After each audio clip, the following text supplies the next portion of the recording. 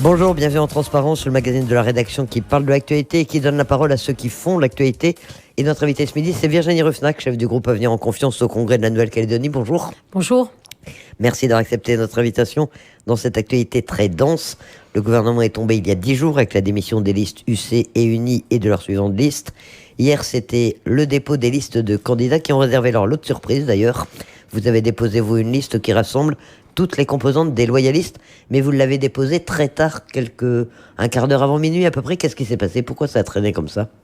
Eh bien, écoutez, effectivement, Elisabeth, cette soirée a été riche de rebondissements. Je veux dire aux Calédoniens que nous avons laissé la porte ouverte à l'éveil océanien de rejoindre notre liste, qui représente une liste, effectivement, du camp du maintien de la Calédonie dans la France, jusqu'au dernier moment. Et c'est la raison pour laquelle, effectivement, j'ai déposé à 23h50 la liste, puisque des discussions ont eu lieu, et surtout qu'à 23h, Milatu Koumoudi, président de l'éveil océanien, m'a demandé d'attendre, ce que j'ai fait à nouveau, m'a envoyé une délégation à 23h15 pour m'indiquer qu'il rejoignait notre liste, déposée par le groupe Avenir en Confiance. Et puis, ensuite, à 23h40, ils étaient pendant ce temps-là en train encore de négocier avec les indépendantistes et l'Union calédonienne en particulier. Eh bien, il m'a fait savoir que finalement, ils n'allaient pas avec nous, mais avec l'Union calédonienne.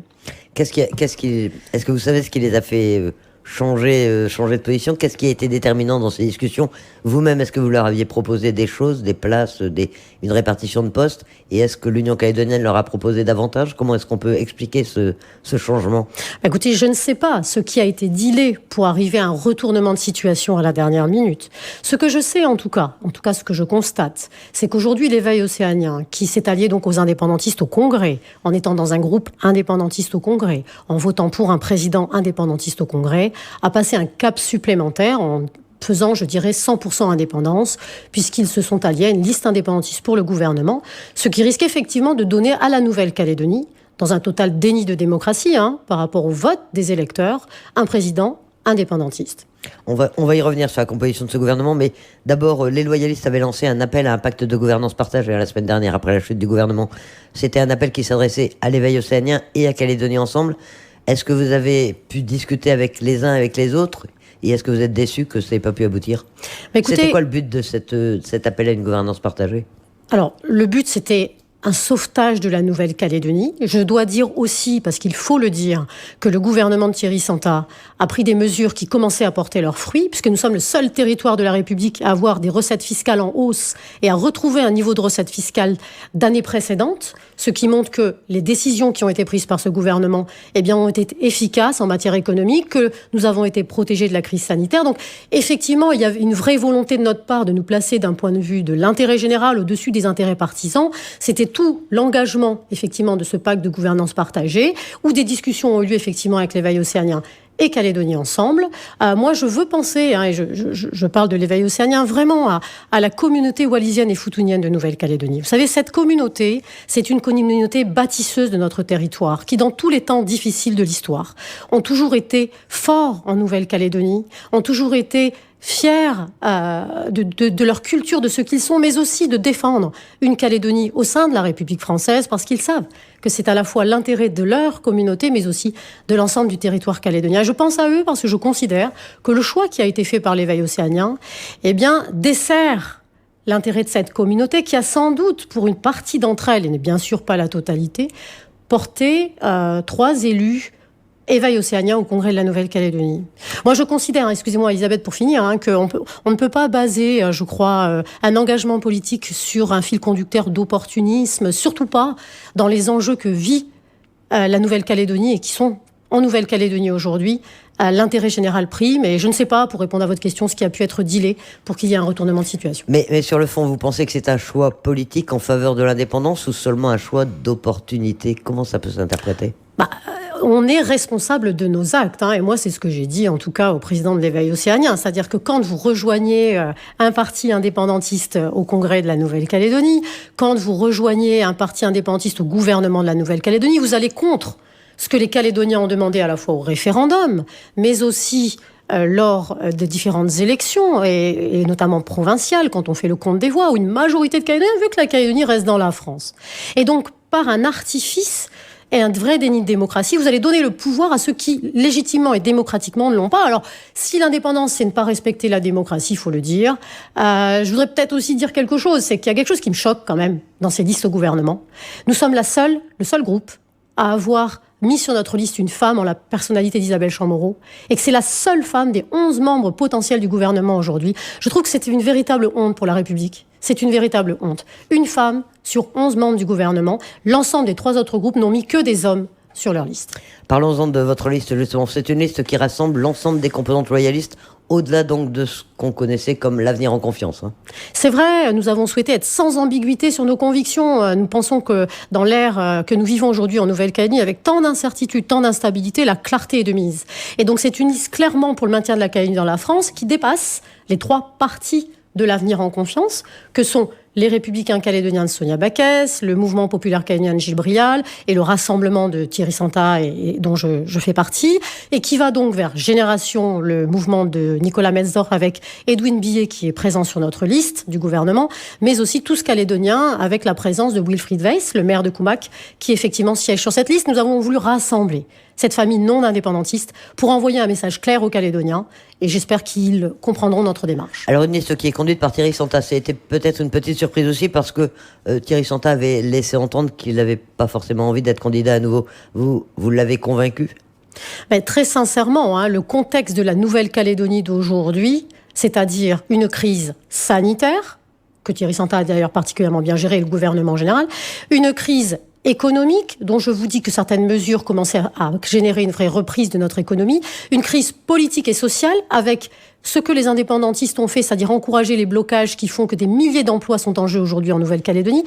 On conduit toutes ces raisons, toutes ces crises, tout ce contexte, et bien cela a conduit effectivement à ce que nous renouvelions à la fois Thierry Santa à la tête de cette liste, mais les 3 autres membres qui ont acquis une véritable expérience et sont solides sur leurs compétences, en la personne de Christopher Gigès, d'Isabelle Chamorro et de Yoann Lecourrieu dans les 4 premiers de notre liste. Alors, on rappelle bien sûr que toutes ces listes ne sont pas encore officielles. Elles ont été déposées hier soir avant minuit. Elles seront rendues publiques et officielles à la veille de l'élection du gouvernement, c'est-à-dire mardi prochain. Le gouvernement étant élu mercredi prochain. Mais en attendant, il y a quand même beaucoup de choses qui sont sorties. Et la liste UC interpelle également avec la présence en tête de liste de Samuel Népehoun. C'est le président du MEDEF-NC, enfin, c'était puisqu'il a démissionné, on l'a appris ce matin.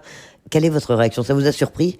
Ou est-ce que vous dites, c'est une personnalité consensuelle qui pourra peut-être faire avancer les choses au gouvernement ?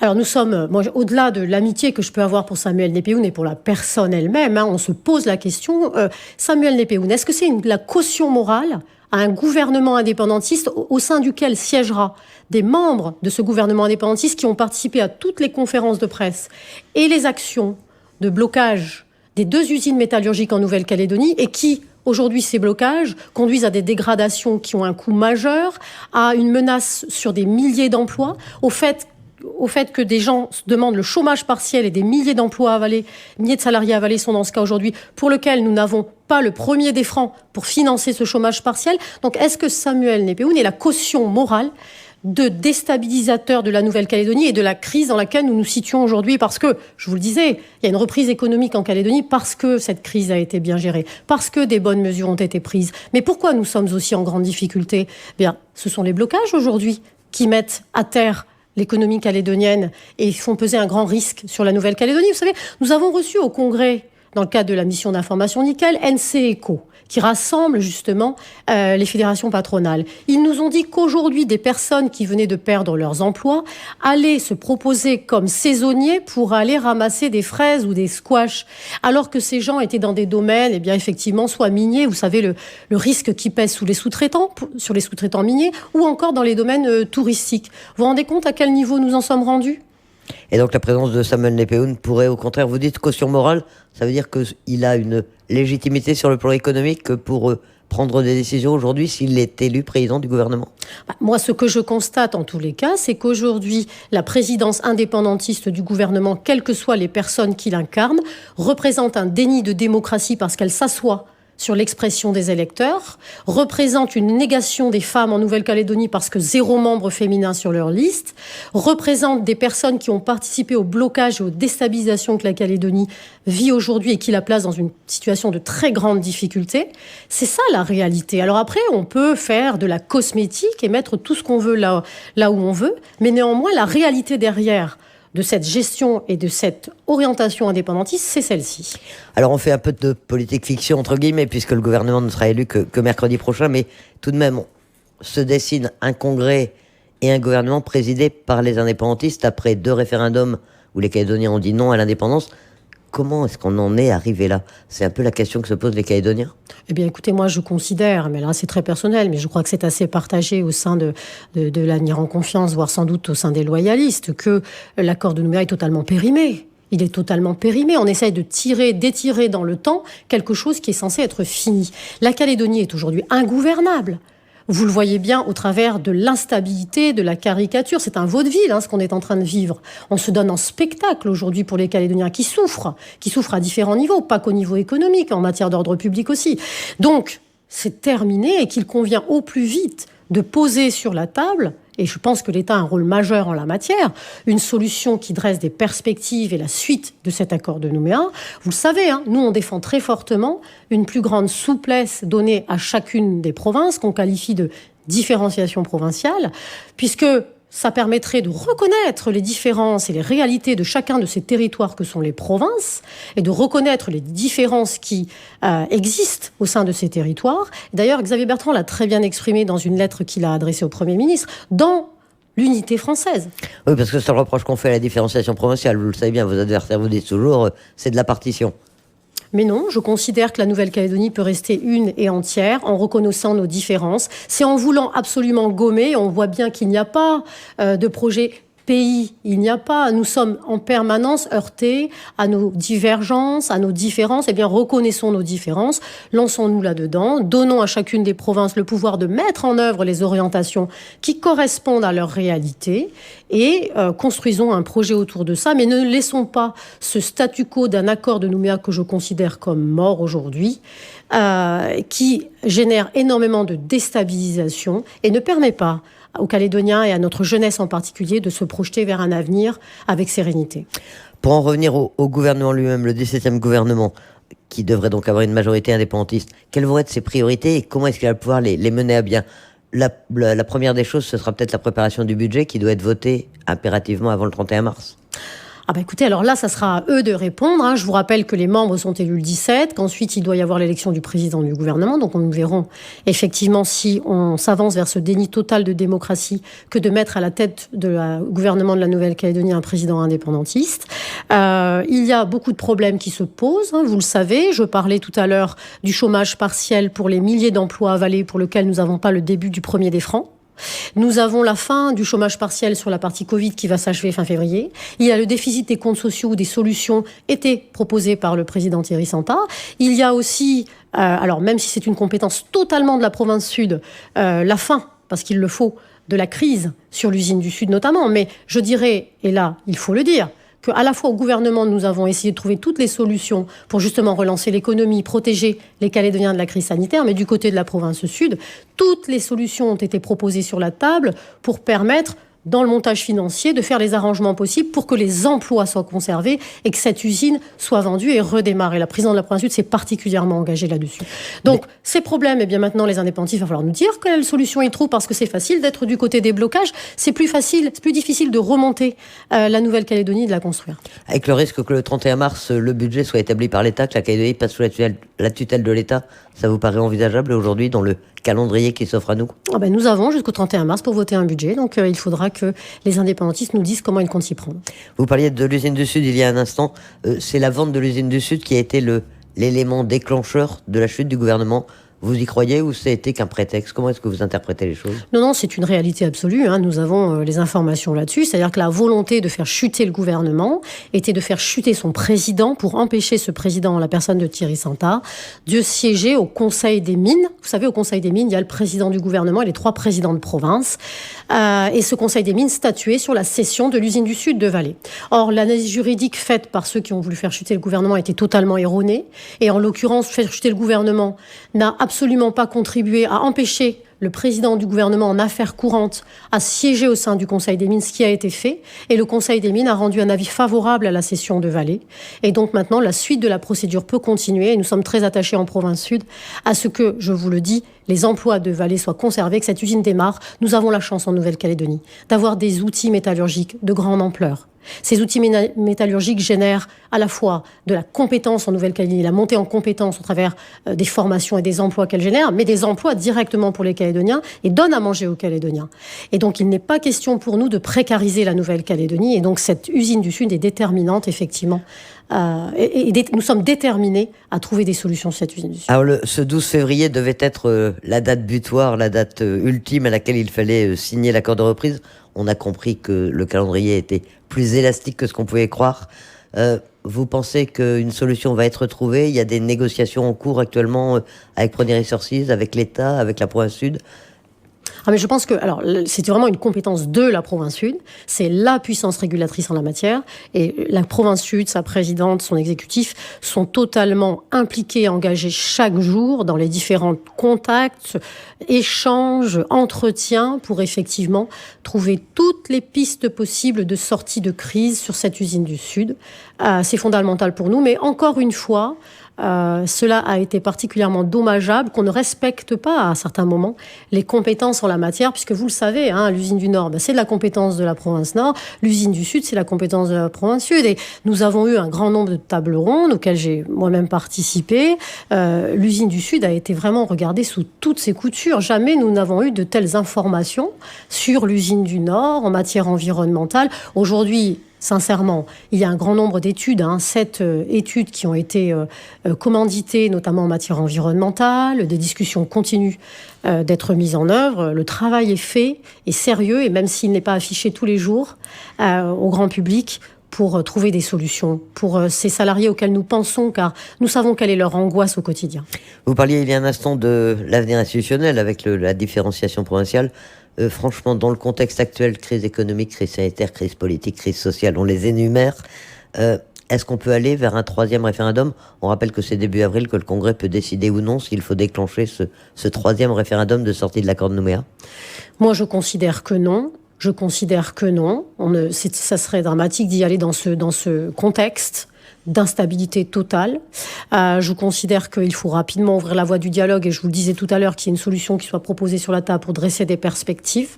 Enfin, en tout cas, nous, du côté de l'avenir en confiance, c'est ce que nous considérons. C'est que aujourd'hui, les conditions ne sont pas du tout réunies. Et puis, on a vu le caractère diviseur de chacune de ces consultations. Les Calédoniens, clairement, ont affiché leur choix par 2 fois de rester au sein de la République française. Il faut aujourd'hui aller construire, mettre une proposition sans doute martyre sur la table, et qu'ensuite, l'État, qui est déterminant dans cet exercice, s'engage totalement dans le travail pour dresser des perspectives positives au lieu de ce que nous vivons aujourd'hui pour la Nouvelle-Calédonie. Le ministre des Outre-mer a publié un communiqué hier dans lequel il fait un point sur un échange qu'il a eu avec des responsables politiques calédoniens. Il insiste sur l'importance du dialogue politique. Il est toujours dans cette idée de préciser les conséquences du oui ou du non. C'est un travail qui vous semble utile aujourd'hui, ou est-ce qu'il est un peu dépassé? Ce qui est particulièrement utile et je dirais indispensable aujourd'hui, c'est l'engagement total de l'État dans la mise en œuvre d'un vrai dialogue et d'une vraie discussion. Vous savez, on a été plusieurs à solliciter lors d'une conférence de presse, notamment la mise en place d'un comité des signataires pour réunir les partenaires. C'est indispensable aujourd'hui, c'est indispensable.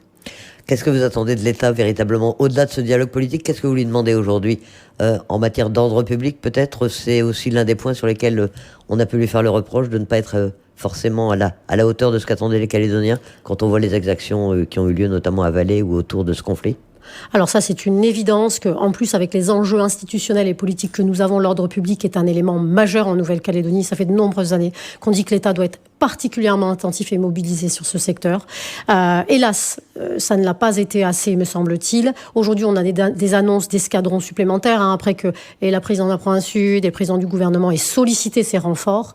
Il y a une exaspération dans la population aujourd'hui, donc je ne peux pas entendre le bilan positif là qui est fait par le haut-commissaire sur l'ordre public. Ça n'est pas possible. C'est-à-dire que quand vous avez des gens exaspérés qui passent à l'acte, et nous l'avons tristement vécu ces dernières semaines, quand beaucoup de gens sont exaspérés parce que quotidiennement ils vivent ces choses-là, on ne peut pas dire cela. Aujourd'hui, il y a une nécessité à ce qu'il y ait vraiment un passage au cran supérieur en matière d'ordre public, parce que c'est explosif.